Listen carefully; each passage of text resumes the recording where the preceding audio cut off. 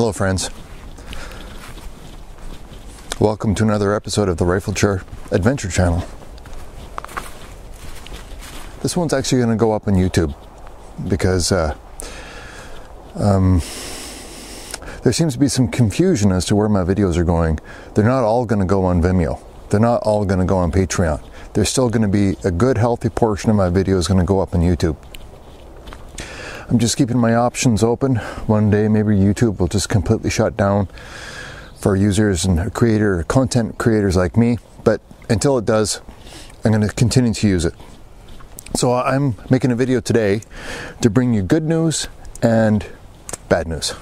But it's not terrible news yet, but it's still bad because it represents a continuing fight that gun owners need to continue fighting in Canada.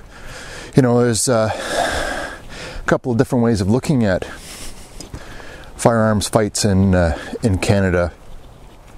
I choose to look at them from the positive side, the proactive side, to try to stay ahead of problems before they become too oppressive. So let's start with the bad news and then I'll work up to the good news.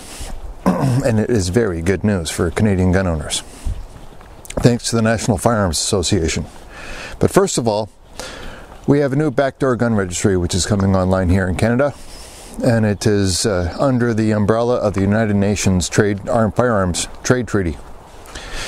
Or at least this is a piece of legislation that the Liberals are going to try to slipstream to show that they're conforming to the tracking requirements of the United Nations. So there's a bill out called C-47, which is essentially a backdoor gun registry that puts the onus of the registry on importers and exporters. Importers will be required to maintain an electronic database of all firearms and maybe even the accessories that fit onto the firearms that they import into Canada for 6 years. They're supposed to maintain the electronic records for 6 years. So that is a tracking system. It's a form of registry. So the UN Arms Trade Treaty, Canada is sending on board. And so you got to ask yourself, well, what does it mean to me? Well, the way I look at it is you can break it down into three core areas of what this means to you. One, cost and liability of gun stores and importers and exporters. They're going to bear the full liability for the registry. That is, that cost will be transferred to the consumer because these companies, these retailers, these importers, these exporters will be assuming a huge liability in the form of stiff fines and penalties for any kind of non-compliance. I mean, if they mess up on their registry, or they accidentally delete it, or if it's corrupted, or if there's a virus in their computer system and the data is corrupted or it's affected, they could be in serious trouble. Number two, what it means for you is probably fewer imports. Because the liability and fines for making a mistake is just too great. They'll be forced to manage a bureaucracy, and because they have to maintain the registry and a record of your purchase for 6 years. Now, depending on the company and the amount of business that they do, that could be an immense amount of workload and cost to them. So why even bother? It's a way of shutting down the firearms businesses in Canada. And number three, who's going to have access to this registry? These electronic databases that they have to maintain. Who's going to have access to it? Well, obviously, the government will. But how hard would it be for a hacker to get into it? I mean, we're not talking about like a big federal database where it's protected behind firewalls and, you know, and encryption this and whatever this and that. We're talking about everything from small companies all the way up to large companies, and they may not necessarily have the mechanisms in place in order to protect that information. Or at least not very effectively. Hackers can get into anything. Even big major banks and financial institutions and government servers. The hackers are absolutely incredible what they can do now these days. It's going to stop them from finding out who's got the guns. So there's a security issue there as well. Now there's a petition that's been put up by a chap by the name of David. You've probably been to his YouTube channel, Hoplite Tactical. He's a great guy, and he's been the impetus for a petition against this to be circulated. And you can see the link down below for the information that you need to link to it, hyperlinks and so on. So there's going to be a written petition which you can print off and bring out to your local club, or maybe to your local retailer. Have them put it on the counter and just keep populating that thing. People will show up, advertise the petition, start signing it, and send it in when they start getting filled. Or you can go to the e-petition, which is E1073 on the government e-petition website. Now, David has found an MP to be a sponsor for the electronic petition, so that's great. And I'm one of the 10 founding supporters of the petition. And the petition essentially says this: we the citizens of Canada call upon the government of Canada to 1. Not sign on to the United Nations Armed Trade Treaty and not allow C-47 to pass into law. Now, we know that the federal Liberals don't care about petitions. Now we've done this before, haven't we? They ignore them. But it is still important to do this stuff, because it shows that, okay, we're paying attention to this stuff. We know what we're doing, and we don't agree with it. And it is a form of ammunition that we can use later. I mean, you're just going to sit there and let it happen, or are you actually going to do something about it? So I recommend you do something about it. So it's unlikely that number 1 will be, agreed to by the federal government, because they have their blinders on, they have their agenda, and they're not going to listen to anyone. They have a majority, and they're a bunch of bullies. They do what they want to do. Number 2, amend Bill C-47 to not include any of the sections or subsections for importers, stores, and individuals to keep records of imported or exported firearms. I'll read that again because I can't talk today. Amend Bill C-47 to not include any of the sections or subsections for importers, stores, and individuals to keep records of imported or exported firearms. Okay, so no registry. One of the things they were elected on was that Prime Minister Trudeau promised he would not bring in a firearms registry. Well, that's what this is. Is he going to keep his promise or not?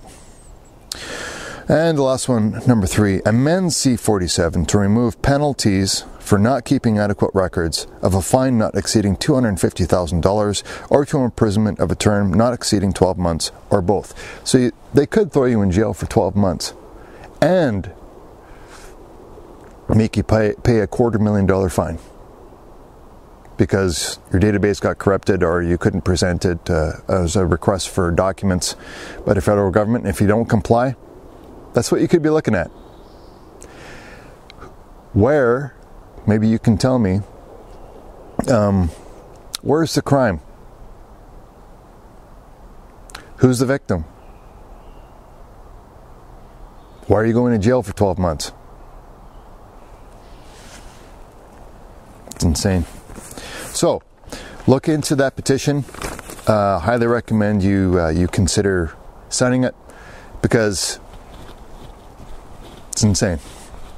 Now, and support David at Hoplite Tactical. Visit his YouTube page.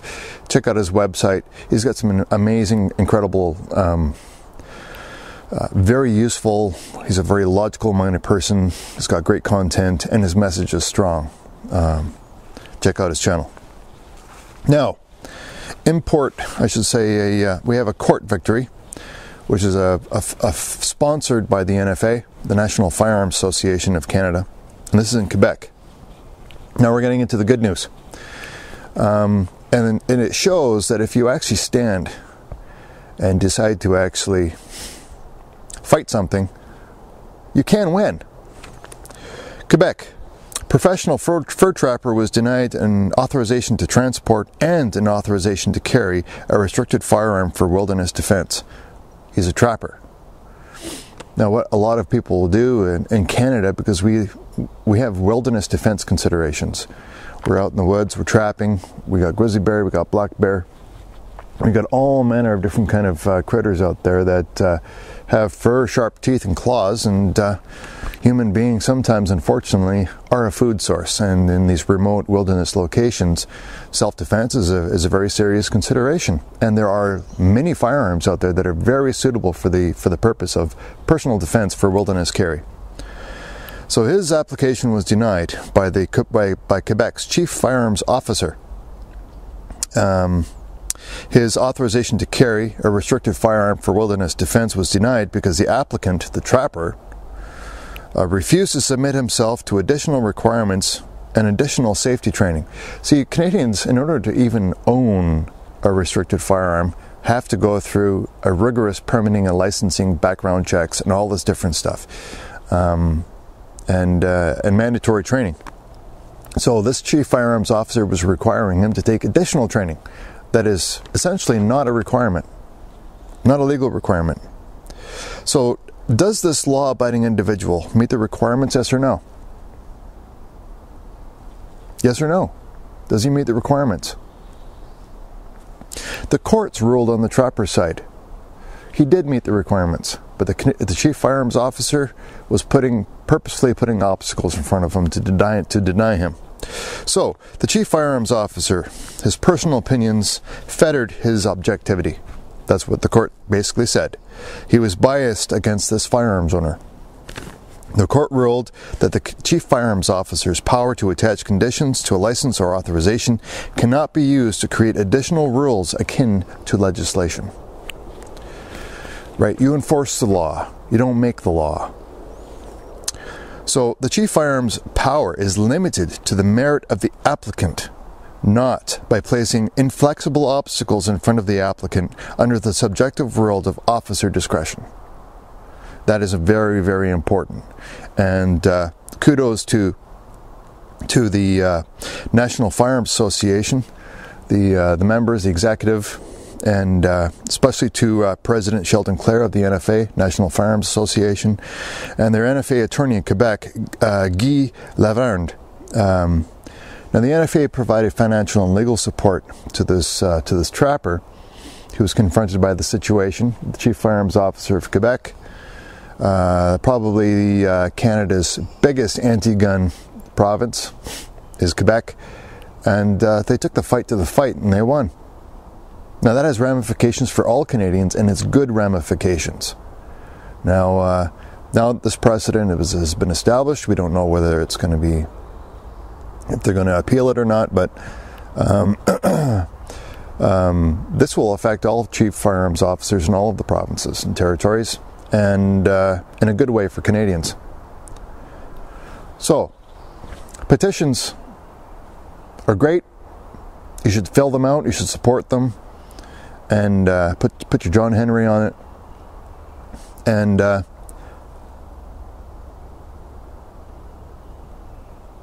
do it. It's important. Sometimes you need to stand up and make a decision as to what's important, what's not important. Along these lines, when laws are being made, and what the ramifications to you, and the things that you love and things that you enjoy, how they could be impacted in the future.